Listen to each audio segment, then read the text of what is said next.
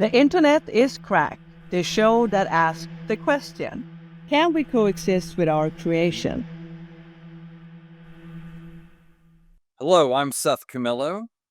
I am Caroline Risberg. We are The Internet is Cracked by addicts for addicts. And today we are very, very lucky to have Dr. Dustin Weissman joining us to talk about internet addiction. Dr. Dustin Weissman is a licensed clinical psychologist and executive coach. Dr. Weissman treats clients with problematic internet use and internet addiction.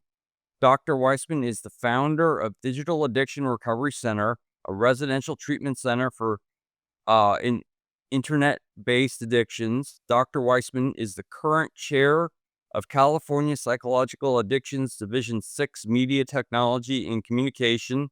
He also holds 2 board positions with Ventura County Psychological Association. And this is just the tip of the iceberg. Dr. Weissman does a lot of stuff. And if you want to see what he does, go to drweissmanpsychology.com. So it's Dr. Weissman Psychology, one word.com. And you can see all the things that Dr. Weissman is involved with as a psychologist and with internet addiction specifically.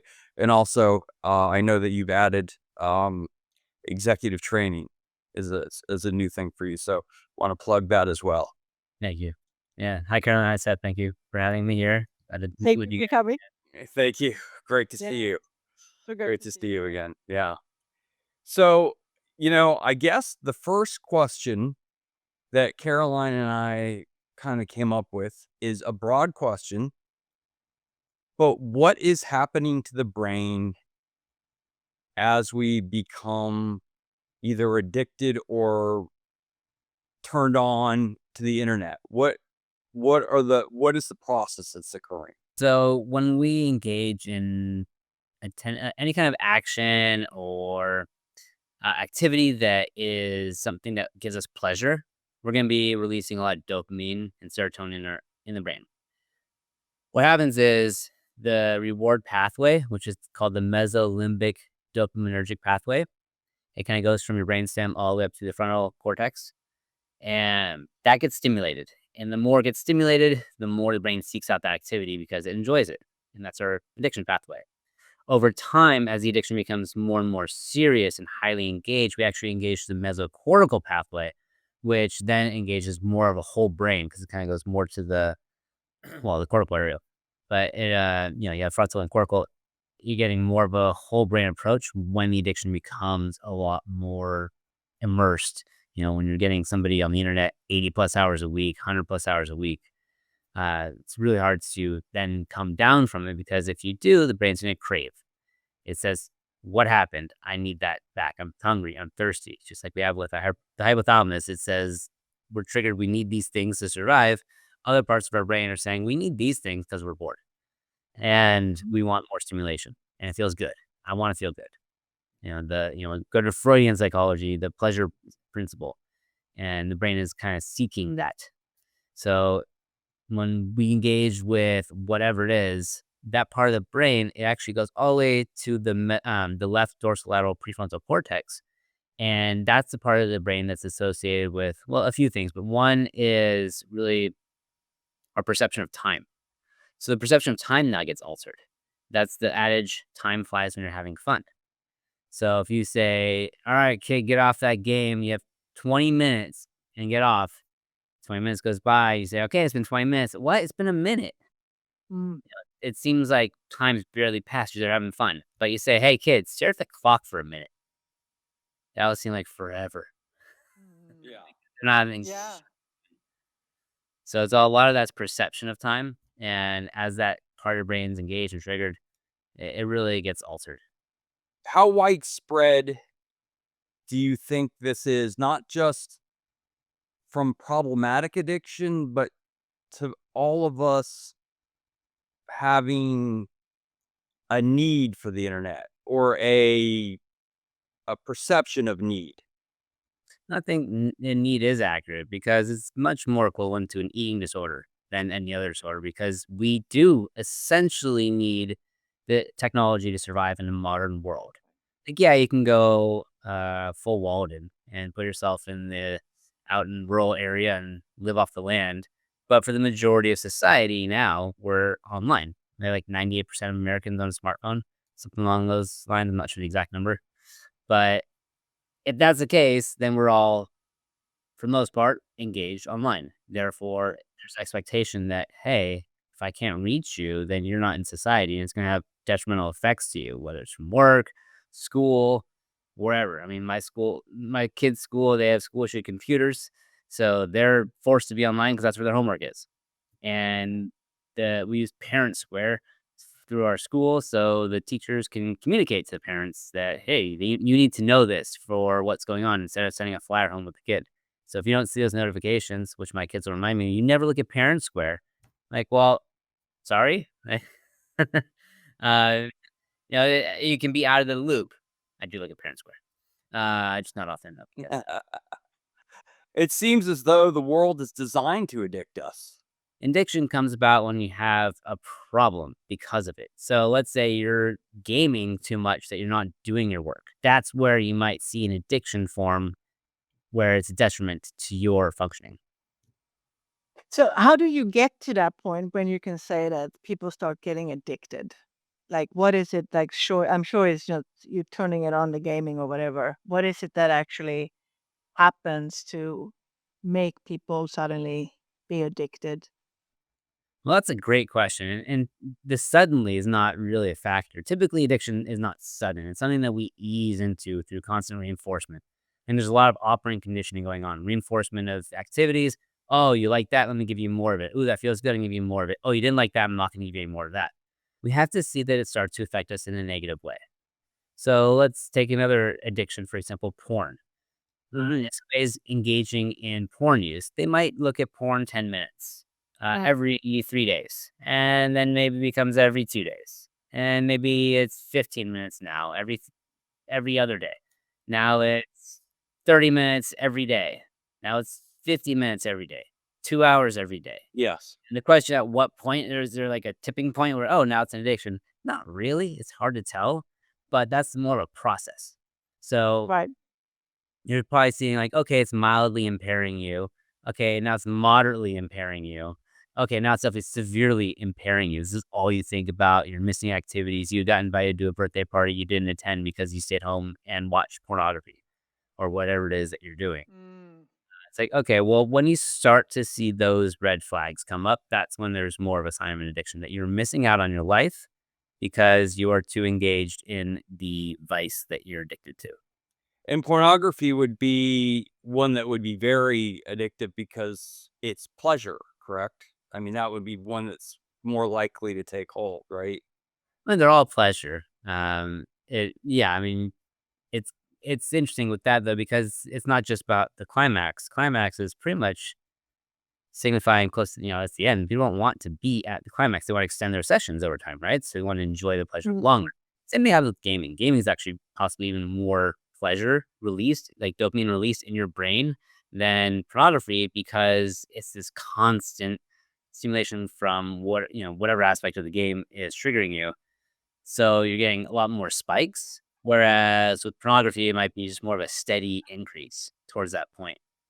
Uh, I don't know exactly. Maybe that'd be good fMRI study. Get two people hooked up to fMRIs and have them engage in their devices and see how the brain responds to the different ones and compare them and who's getting more pleasure. I don't know. Somebody said, look for the callus on your pinky from how you hold the phone. And I was like, I don't have a callus. And then I was like, oh my gosh, I have a callus on my pinky from how I hold the phone.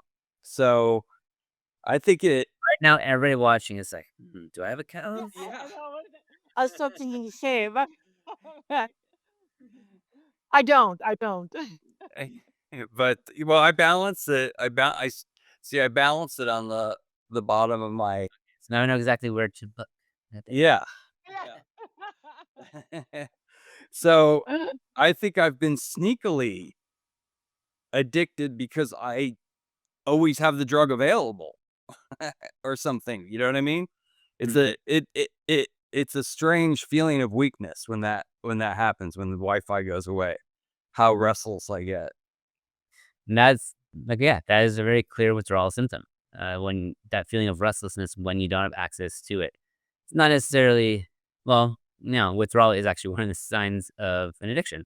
There's the 6 factors with internet addiction, but also they apply to most addictions.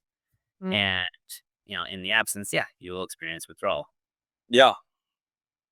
What is I want to ask you? Yes, you well, maybe you're the worst one here, but I'm like, Yeah, maybe. practically the dick. Maybe you're.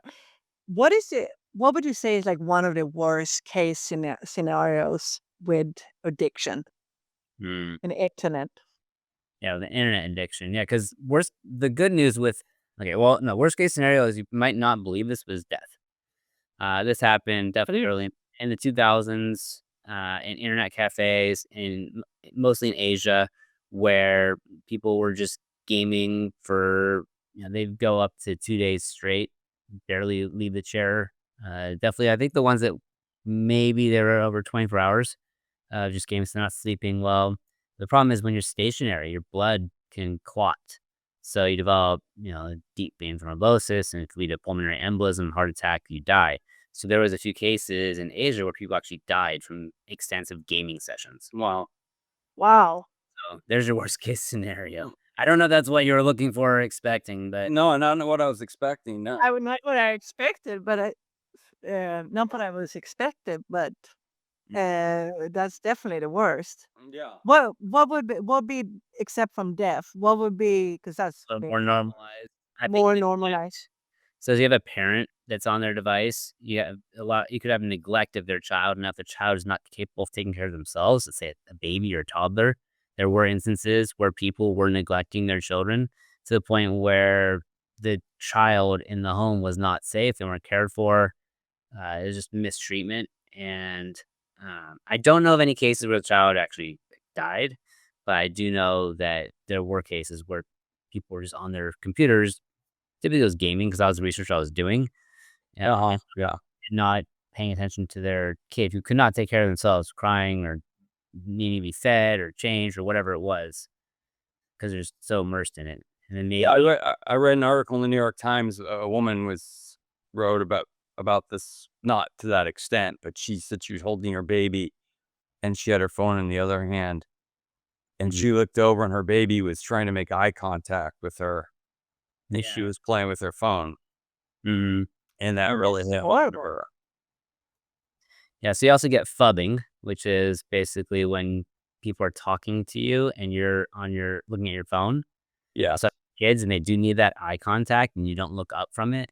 So kids aren't learning proper social skills. And I think we're kind of seeing two-front battle for some of the kids coming up now because they've been in that generation of as younger children, they were getting that phubbing, but then they had to go to the pandemic, so it's all online. So their social skills for our young adults are really, really delayed, and uh, they're struggling. I think because of that, the ones who had those parents that just did not give them the proper social interaction at home. I'd also imagine it might be worse for kids who are the only child versus Yeah. ones who have Mm. siblings to play with and get that social Yeah. skill. Yeah. But still, that and not the lack of attention from their parent, I imagine I'll have patients in the near future that are going to be Yeah. talking about their childhood where their parents wouldn't give them attention and they were so jealous of their smartphone. They probably had numerous days where they imagined grabbing and throwing it across the room so their parent would give them attention. Yes. That's Wow. terrible. It's Yeah. really That terrible. is. Yeah, that's Yeah. horrific. And I've seen a couple of snippets from documentaries showing young kids, like 2, 3, 4, Mhm. uh, just going when the device is taken from them, Mhm. going into a state of, I don't know what you call it, some beyond upset. Yeah. Yeah, the hysterics or histrionics. Uh, it doesn't stop, unfortunately, at those ages. It's all ages. You see teenager videos where their devices are taken away and they lash out, much more physically violent than little kids. But yeah, kids that young shouldn't even be looking at screens. with the exception of maybe some educational television. Really, kids under the age of 3 shouldn't be looking at screens at all. So, parents out there, if you're a parent watching this and you have a smartphone and you have a kid under the age of 3, don't give that to them to occupy them when, you need them distracted to pay attention to something else. Like, give them a toy, give them anything else. Don't give them the smartphone. It is just starting that addiction in the brain, seeking that out early on as their brain is really like, think about how many unformed connections they have in with their billions of neurons. And they're going to start forming them in a way that is not healthy of needing that device, that distraction. Because we'll think, and maybe we get into like kindergarten and so forth. You think you're giving the kids like educational games, and some are great. Some can be really good. Some are not. So you have to be very careful and watch what they're doing and talk to them about what like that's the missing piece. Talking to kids about their engagement with their devices, what it is that they're doing, and giving them a chance to express what they've learned, how they're learning, what they get out of it, why they like it. Well, it's also hard to speak from a position of power or not power, position of authority when you yourself are on your device all the time. Yeah. You know, Well, and which is another point to make to everybody watching this, to make a concerted effort to not be on your device in the presence of others. If Right. somebody's talking to you, put your phone down and look at them and talk to them. Yeah. Yeah. and I know you're gonna say this is bad because alcohol is bad, but my friends and I would play a game where when we would go to the bar, the first one to pull out their phone would have to buy a round of drinks. And Well, it's such a natural thing to do. Like, it's yeah. hard to stop yourself. I have a question. I heard about digital dementia. That's something that can happen. I just heard that the other day, like with younger kids. Is that something? I don't really know anything more than that. Those words. Yeah, my I'm not sure about that specifically, but what I understand about what that might mean is Mhm. that you would forget things because you were on a device. And it's not that you would forget it, you just never incorporated it into long-term memory to begin with because you weren't paying attention. So if you're telling somebody who's distracted by a device, if they don't repeat it back to you, you wouldn't don't expect that they actually heard you. Or they might be repeating it back to you, kind of like a bird might echo a sound. That doesn't mean that they're incorporating it into long-term memory because their attention is focused elsewhere. And it's Okay. very, very, very hard since the whole system. I mean, I used to work out in San Francisco at a internet startup, a big one, and um, all those VCs, all that money is being spent to try to addict you Yeah. to the website. I mean, Facebook can say whatever they want about their caring for you, but they want more time on their site. That's how they make money. Yeah, combination of time and also depending on if they have a product that they want you to buy Right. or some kinda something, that would foster that, "Oh, your life will be easier if you spend a little more money rather than having to wait." That could be on many different avenues, but yes, eyeballs are money. Attention is money. It's attention economy. How Mm. do you fight that with these people who are experts, who are given billions of dollars to make something attractive to you? Yeah, it's tricky, and there's no clear right answer. I imagine the best way to address it would be probably to talk with them and say, well, how much is enough? I think it's a matter of, well, what kind of strategies can we put into your software that would protect your consumers? Do you want to do time limit caps on people? Or do we get government involved and hey, China's good at this because they're communists, they can do it in terms of no device use or whatever it is that they're doing there from certain hours of the day. Mm. Uh, so we could do the same. We could say, but you'd have people would lose their minds if you did that because this is a free society. So you can't Right. take away my right to be on my smartphone. However, a corporation could. They could say, we are shutting down our app from this time to this time. A good one is Ready Player One. If you've seen the movie, read the book, at the very end, it's not really a spoiler, just kind of the end of it. Well, it kind of is. So if you haven't read it, it's been out for a while, you're missing out. Go see it. Go read it. Uh, Yeah. they talk about shutting down the game for 2 days a week Mm-hmm. so that people will engage in real life because in this world, everybody's online all the time. They just live there Yeah. Mm. in PR. So this says go and be a human in real life. Like go live, do stuff. Yeah. Yeah. So they shut it down because this is like the main game that everybody plays. So they say nope, no. And so it's possible that social media could all band together and say, hey, you know what? Let's shut down on Saturday and let everybody go and enjoy their lives without social media. It's going to be there for them Sunday. They can post what they did on Saturday. It'll probably actually boost the engagement because people will then go and look all day Sunday at what other people are doing. Uh, Production day. but whatever it is, or they could just have certain hours where they just turn off the servers. And that's not a discussion that's probably ever happened. I don't know if it's a discussion that ever will happen because of how much money might be lost. It'd be a gamble.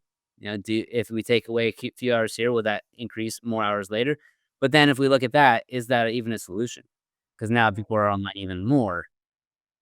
But then again, is the quality of their real life engagement better? Maybe they actually see like on if it get cut off on Saturdays that, oh, it was actually nice to have a conversation. It was actually nice to talk to someone and not be on the phone. So maybe that could actually be something really good. Well, it would be good, but that people maybe slowly would see like, you know what, this quality time is much better. And then we're back again on Sunday and see what we did. A posting. Yeah, I don't know.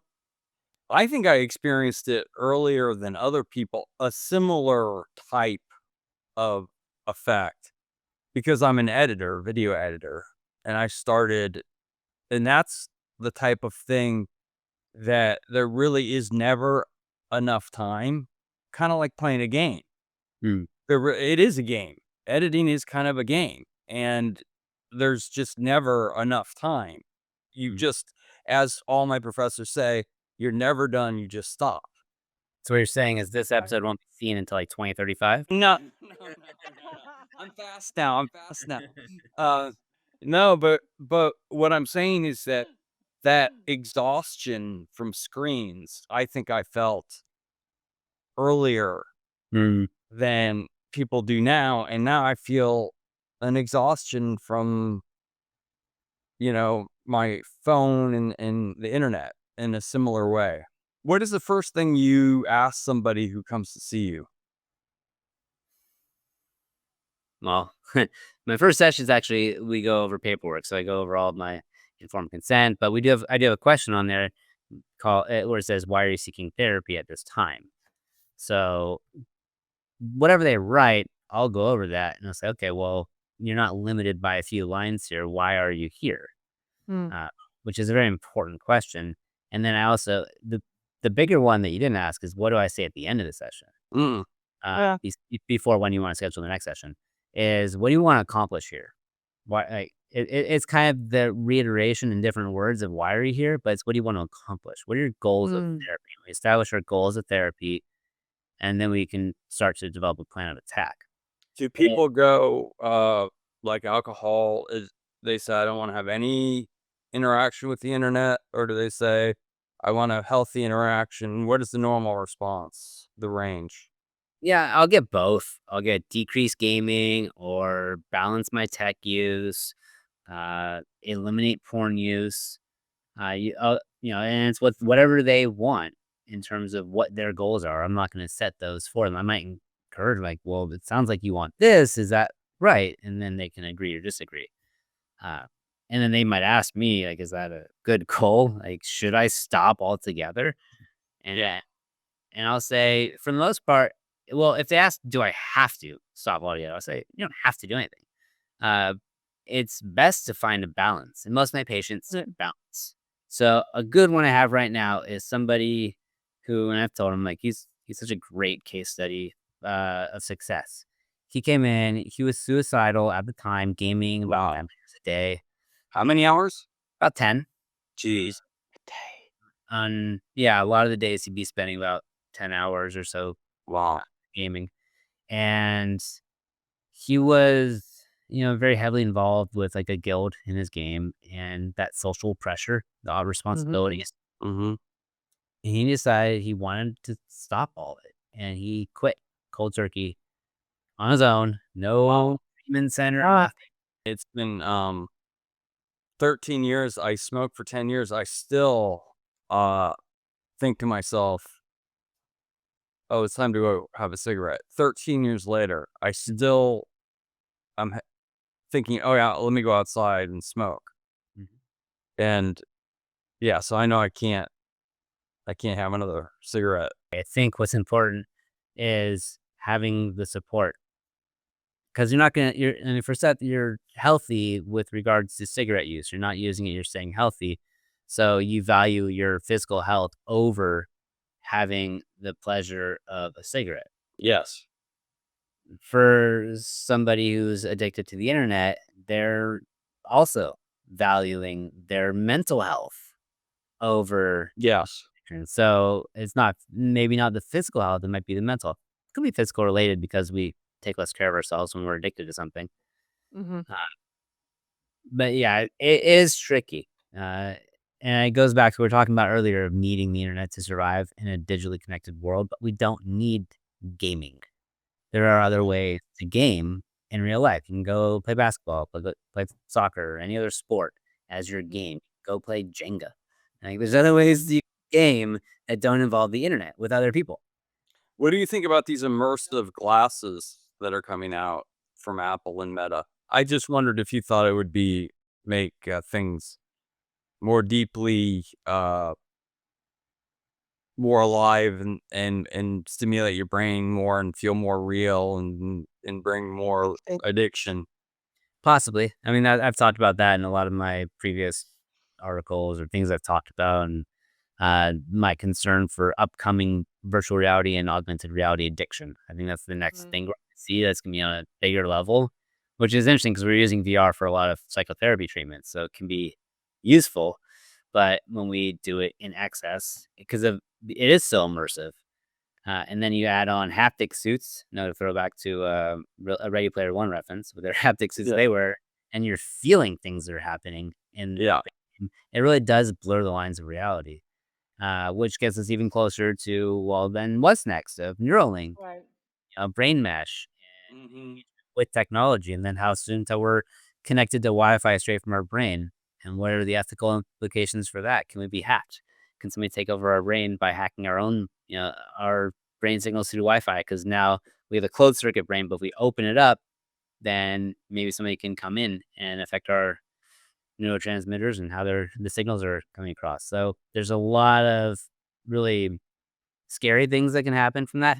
A lot of wonderful things. I mean, the whole point of, let's say, Neuralink or brain mesh is for amputees or for people that have spinal cord injuries who have lost connection from their brain to parts of their body so they can walk again Yeah. or see again, kind of replacing or repairing those neural pathways that are damaged. Yes. Do you get adult patients very often? Yeah, so I'll get typically when they come adults, it could be gaming, it could be porn, um, sometimes excessive screen use, just whatever it might be, social media.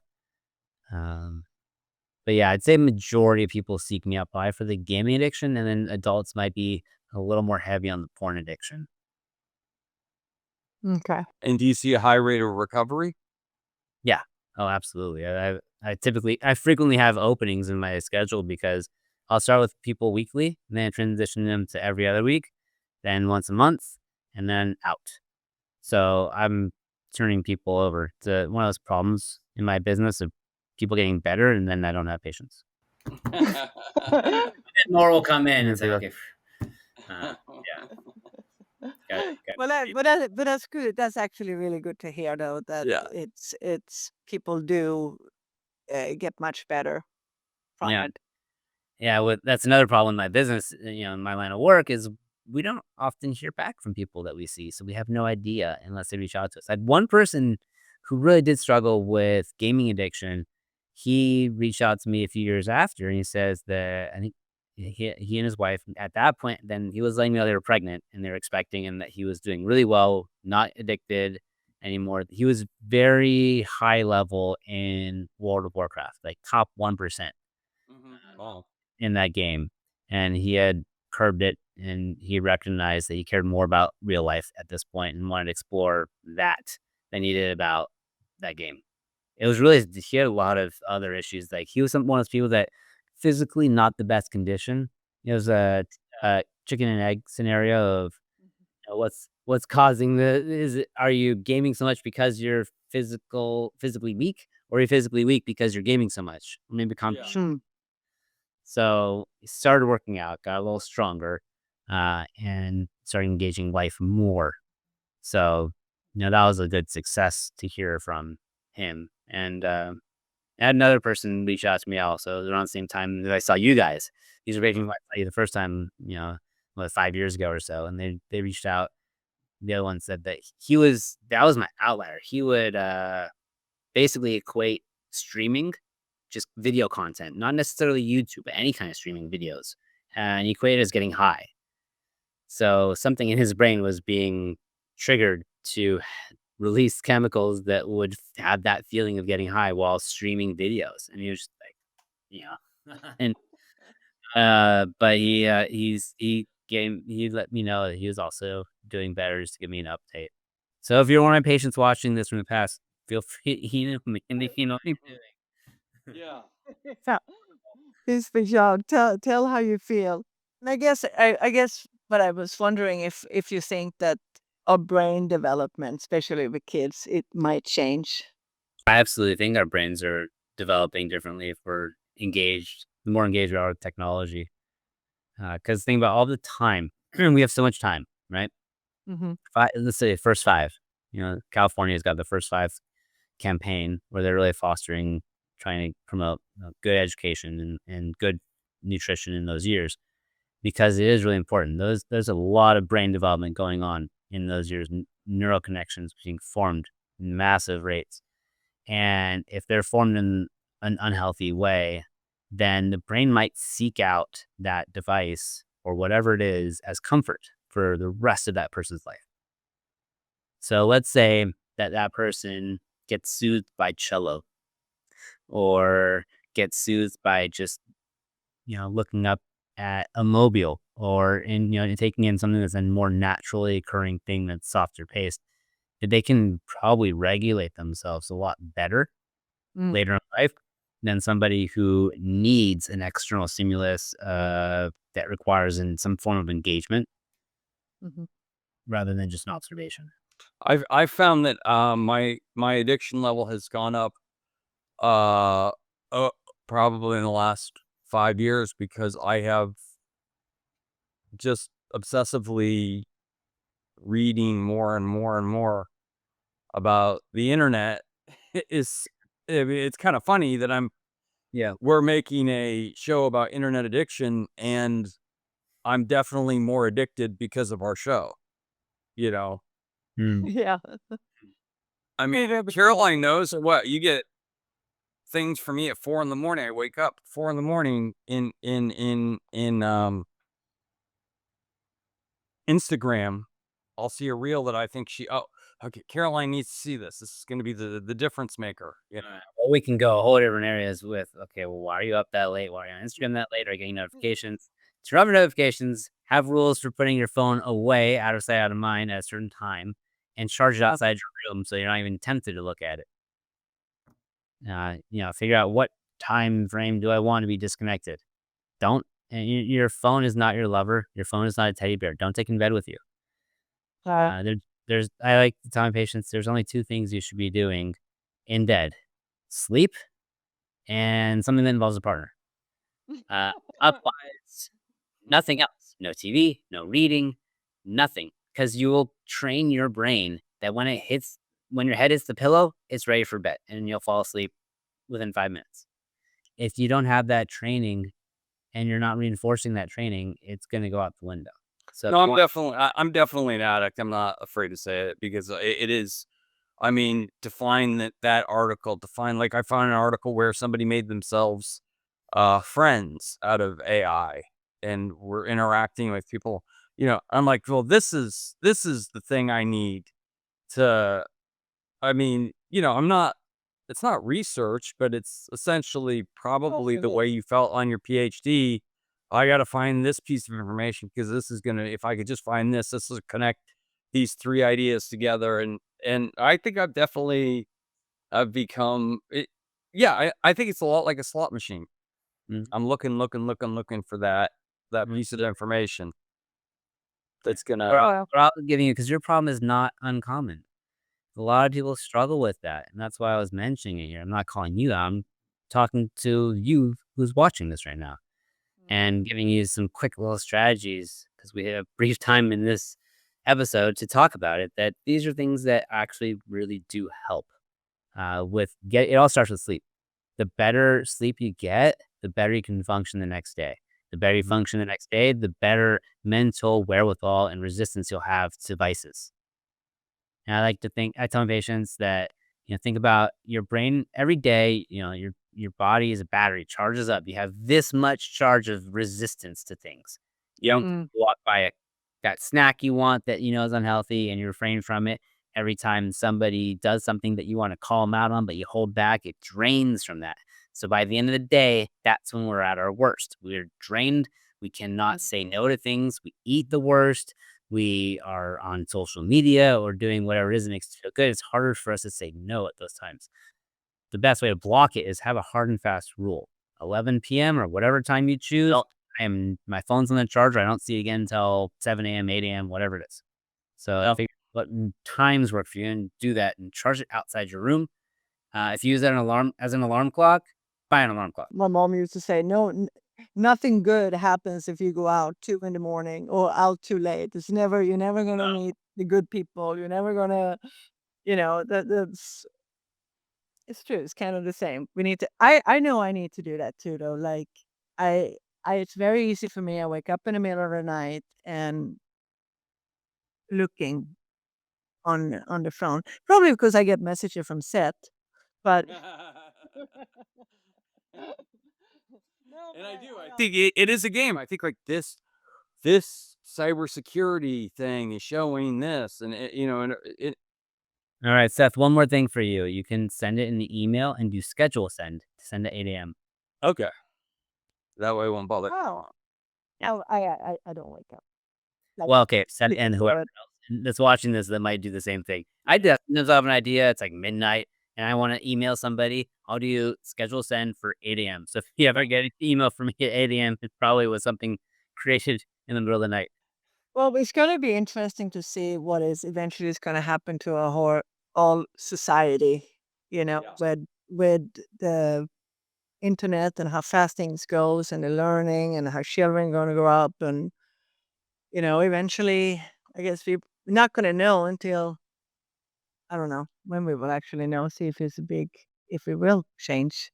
There's a lot of attention. There should be a lot of attention given to kids, but I think there's a hidden epidemic among adults.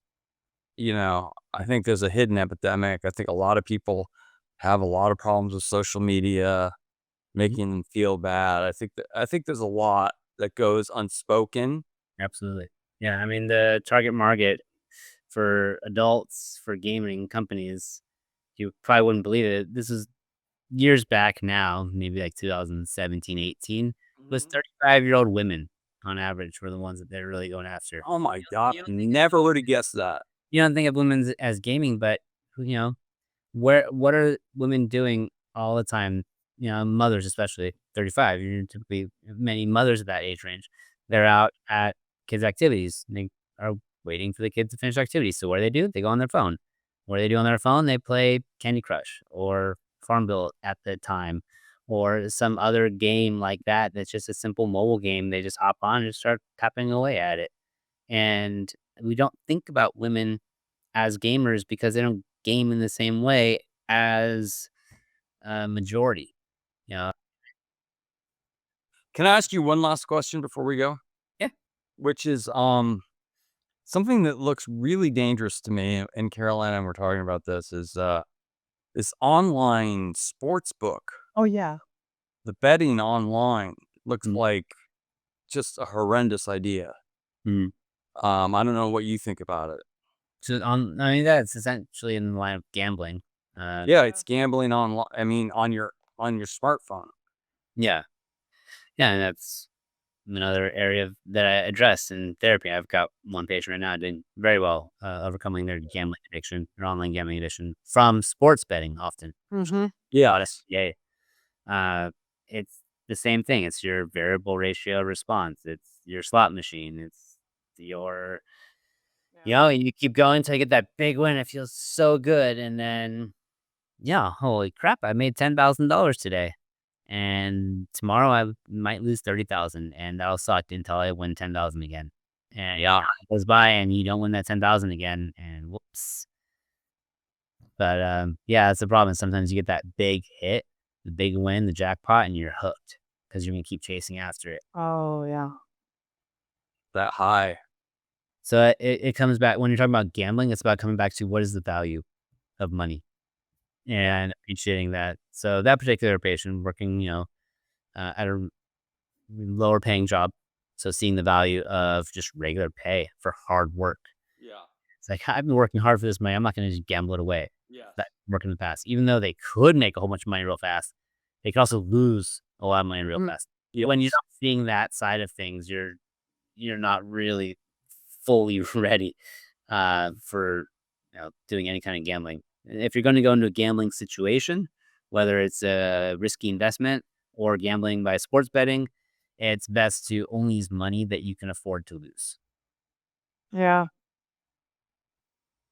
I had a friend, but someone I knew. She literally lost, but I was, going to the casino. She lost everything. Her house, she had a good job. She lost her job. Her house, her family, basically everything. Mm. And I just see like online, if you have it right in it now, you don't even have to go to a casino anymore. You can actually sit at home. It's dangerous. I guess the only good thing is there are no enforcers that come to your door and break your legs if you can't pay up. You have to go to bankruptcy court instead. But Yeah, well, credit card companies will run you up. yeah. Right. Definitely a factor. Well, All right. Well, it was wonderful talking to you again. I'm glad thank we you. made it through the pandemic. And I gotta say, you look exactly the same. Yeah, you don't You're taking good care of yourself. Yeah. Thank you. Yeah, you look very well. Thank you so much for coming and talking to us. Really appreciate you. Yeah, thank Really you for appreciate having me. I hope whoever's watching, I hope that you gain some value from watching this too.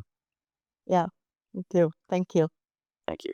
Thank you for watching or listening to The Internet is Crack. Tune in next week when we have another great conversation about robotics, AI, and the internet. You can watch us or listen to us on YouTube or Spotify or many other outlets. And don't forget to follow us on social media. See you next Monday.